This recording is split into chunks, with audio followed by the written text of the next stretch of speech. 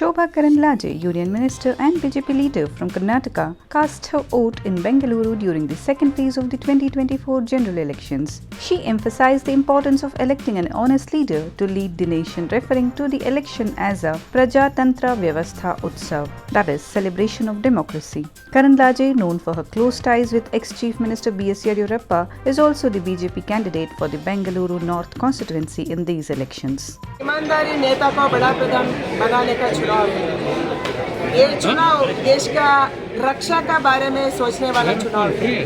ये चुनाव देश का विकास का चुनाव है। इसीलिए जरूर आप मतदान केंद्र आइए, मतदान कीजिए। ये आपका अधिकार है एंड आप प्रजातंत्र व्यवस्था के एक उत्सव का रीति मनाने वाले हैं। इसीलिए जरूर आप आइए, मतदान कीजिए।